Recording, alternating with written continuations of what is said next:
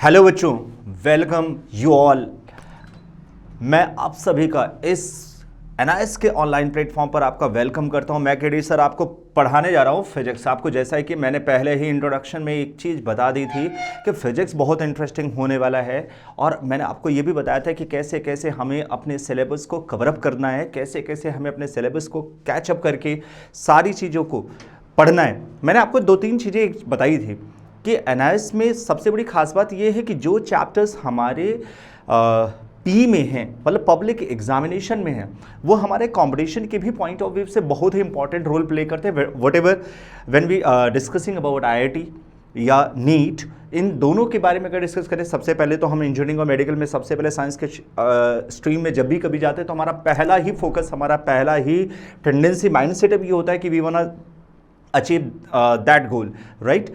कि सब चाहते हैं कि हम एक डॉक्टर बने, सब चाहता, हर कोई चाहता है कि मोस्ट ऑफ द केसेस में इंजीनियर बनूं।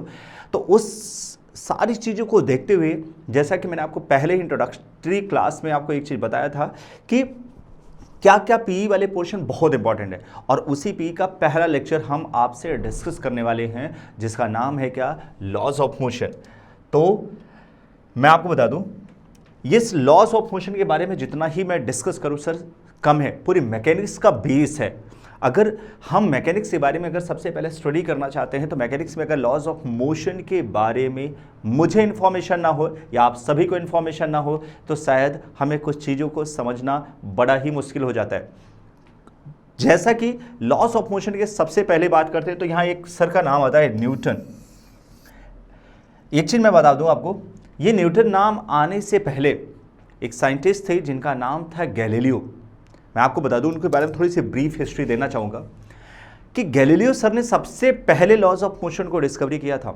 यानी एक इनर्शियल फिनोमेना, एक इनर्शियल प्रॉपर्टी, यानी when we talk about inertia, यानी एक ऐसी टेंडेंसी बॉडी की जो रेजिस्ट करने के लिए कैपेबल होती है any types of changes in itself, जो किसी भी तरीके के बदलाव का अपोज करती है, इसको सबसे पहले गैलीलियो सर ने ही डिस्कवर किया था।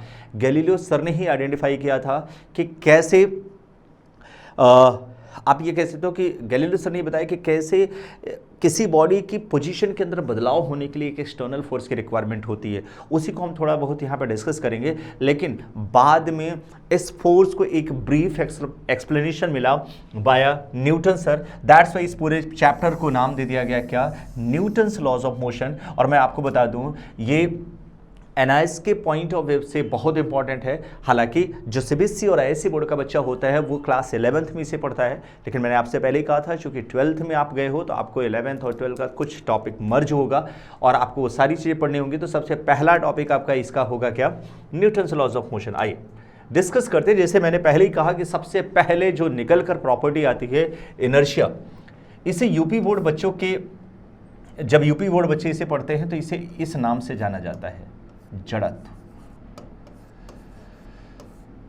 आप कहोगे सर बड़ा अजीब नाम है जड़त्व। एग्जैक्टली, अजीब नाम तो है ही, लेकिन मैं आपको बताना चाहूंगा व्हाट इज इनर्शिया। इनर्शिया माने जड़ तो होता क्या है सर, इनर्शिया होती क्या है। अगर मैं उसके बारे में डिस्कस करूं तो मजेदार चीज आपसे बताने जा रहा हूं, ध्यान से सुनिएगा। मैंने आपसे कहा कि सबसे पहले गैलीलियो सर का ये एक्सपेरिमेंट था। गैलीलियो सर ने ये आइडेंटिफाई किया, देखा, ऑब्जर्व किया, एक्सपेरिमेंट किया कि अगर कोई ऑब्जेक्ट किसी भी सिचुएशन में है, किसी भी पोजीशन में है, किसी भी कंडीशन में है, अब वो कंडीशन हो सकता है एक साइकिलिस्ट के लिए, बहुत ही ध्यान से समझना मेरा बच्चा, थोड़ी सी मेरी आर्ट बड़ी अच्छी है, ठीक है, तो आप लोग मेरी आर्ट पर मत जाना।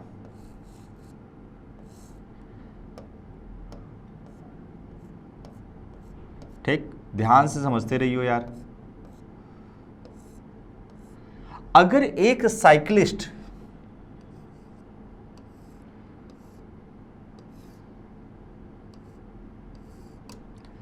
साइकिल चला रहा होगा, सी डियर, अगर मान के चलो मैंने आपसे कहा कोई साइकिलिस्ट साइकिल चला रहा होगा किसी भी वेलोसिटी से, वो वेलोसिटी v भी हो सकती है, वो वेलोसिटी u भी हो सकती है, व्हाटएवर, मैटर ये नहीं रखता। तो आपको मैं बता दूं ये कंटिन्यूअसली इसी वेलोसिटी को गेन करेगा अपने मोशन में। लेकिन अगर मैंने आपसे कहा कि किसी भी सरफेस पर, किसी नॉर्मल ऐसे प्लेन सरफेस पर कोई ऑब्जेक्ट रखा हुआ है, बहुत ध्यान समझिएगा सर, तो ये ऑब्जेक्ट किस में है? अगर मैंने कहा ये इज एट रेस्ट, रेस्ट पर है, तो इसका मतलब ये हुआ कि इसकी वेलोसिटी क्या है? 0।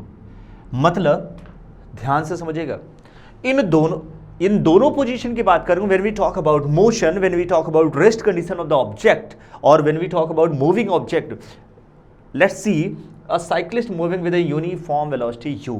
अब आप सोचो, थिंक करो मेरा बच्चा, कि इनकी पोजीशन के अंदर चेंजेस हो सकता है बिना किसी एक्सटर्नल फोर्स की मदद से? तो आप कहोगे सर पॉसिबल ही नहीं है। क्या ये रेस्ट से मोशन में हो सकती है बिना किसी एक्सटर्नल फोर्स की मदद से? क्या ये मोशन से रेस्ट में हो सकता है? या इसकी स्पीड u है तो क्या ये और बदल सकती है? हो सकता है u 10 मीटर पर सेकेंड की स्पीड से हो। क्या ये ऑटोमेटिक स्पीड 20 मीटर पर सेकेंड की हो सकती है या नहीं? अगर आप कहोगे सर बिना एक्सटर्नल फोर्स की ये पॉसिबल नहीं है, तो आप गलत नहीं हो। अगर आप बोलते हो सर बिना एक्सटर्नल फोर्स के ये ऑब्जेक्ट मोशन नहीं कर सकता, तो आप गलत नहीं हो। यानी आपको पता है कि इसकी पोजीशन के अंदर चेंजेस लाना है। If we wanna change the position of the moving object, it may be position of static object, तो firstly we would have to applied any external force on the object. It means what is inertia? तो आप ये कहोगे what is inertia? Now we are going to discussing about inertia. Let's see बेटा, let's see, we are now going to discussing about inertia. अगर आपसे कोई पूछे inertia क्या है, तो आप कहोगे sir it is property of object which have tendency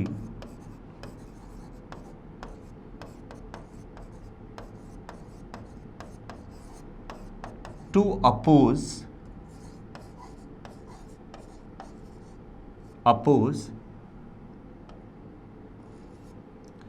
any kinds of change, to oppose क्या मेरा बेटा? any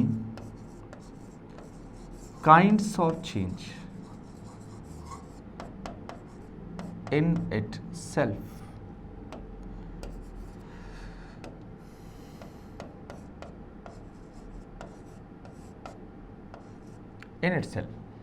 ये लाइफ में याद रखना कि ये किसी ऑब्जेक्ट की एक ऐसी प्रॉपर्टी होती है जो ऑब्जेक्ट के अंदर which have tendency to oppose any kinds of change itself. मतलब किसी भी तरीके का मेरा बच्चा बदलाव हो, याद रखना, किसी भी तरीके का चेंज हो, उसका ये क्या करेगी?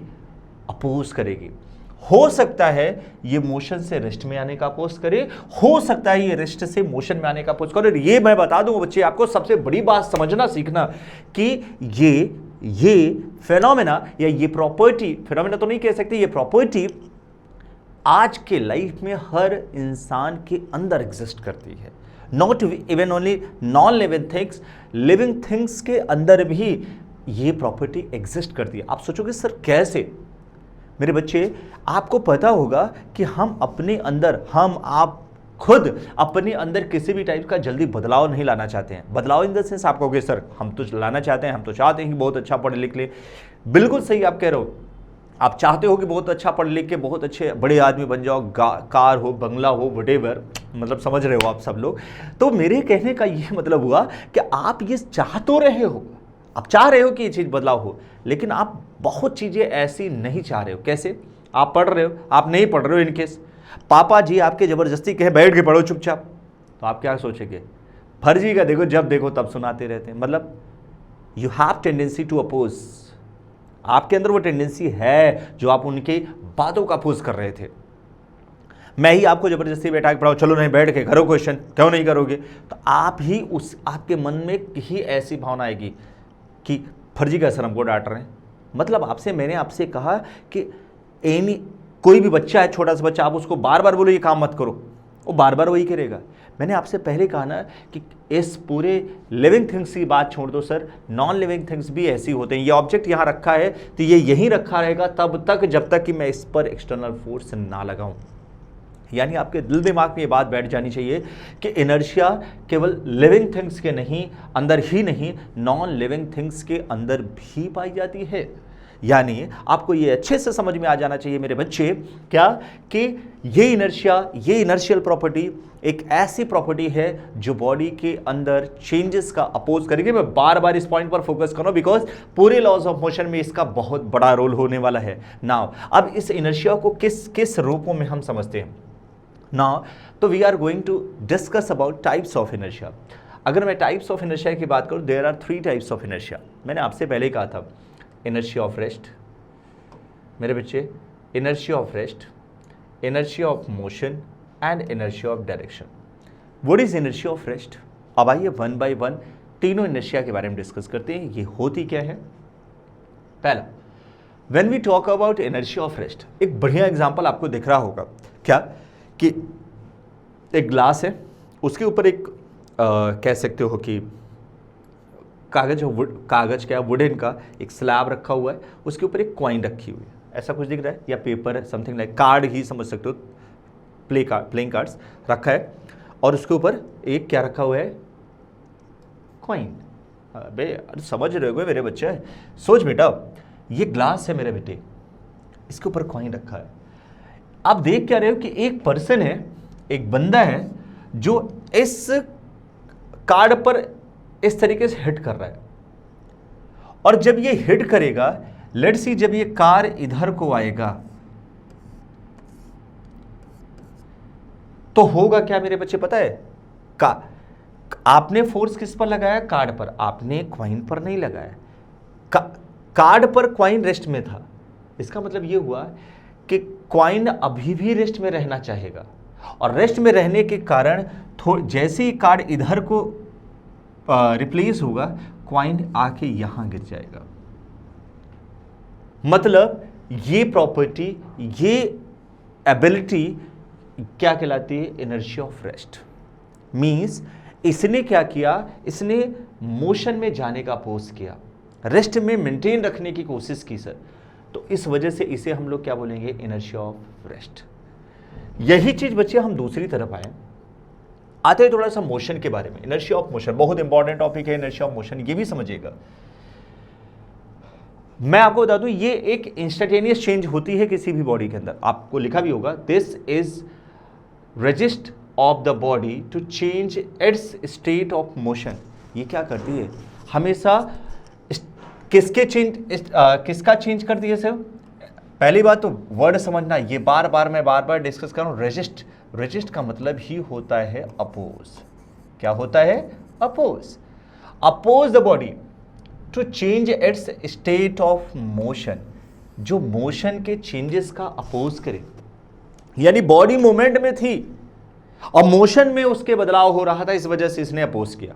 कैसे? एक एग्जाम्पल दिखा होगा, अक्सर ये एग्जाम्पल हम लोग देखते हैं और वैसे फील भी करते हैं। सपोज करो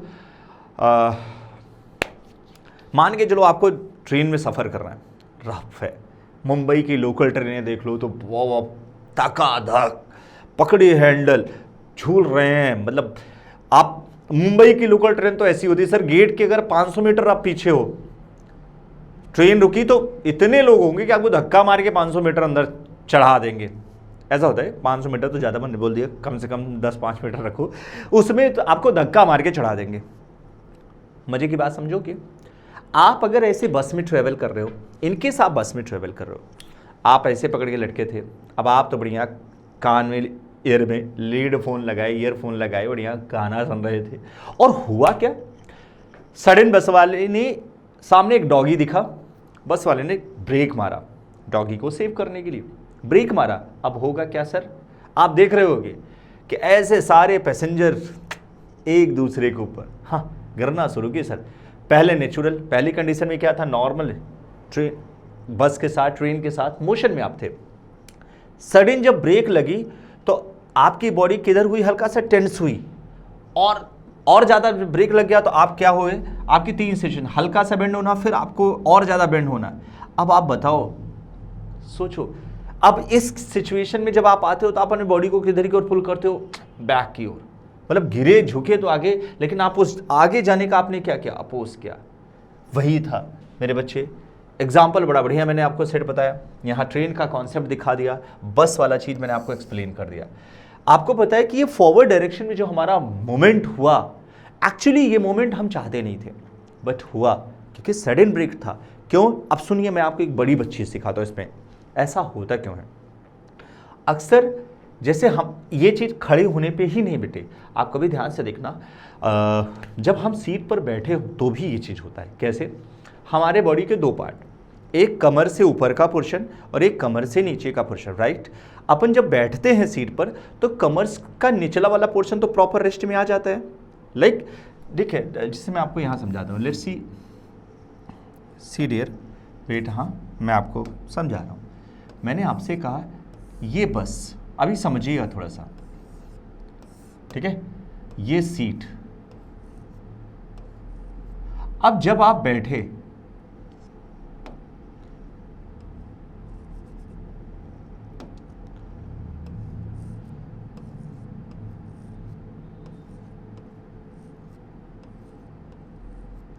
अब जब आप सीट पर बैठते हो तो होता क्या है कि आपका कमर का निचले वाला पोर्शन, कमर के नीचे वाला हिस्सा तो रेस्ट पे तुरंत आ गया।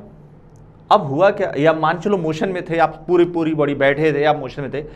अब जैसे हुआ कि गाड़ी पर ब्रेक लगी तो गाड़ी के साथ रेस्ट में कौन था, गाड़ी के साथ आपका कमर के निचला वाला पोर्शन जो सीट पर था, वो पोर्शन पे तो ब्रेक लग गया, क्योंकि गाड़ी पर ब्रेक लगना मतलब उस पर ब्रेक लगना, वो तो रेस्ट पर तुरंत आ जाएगा।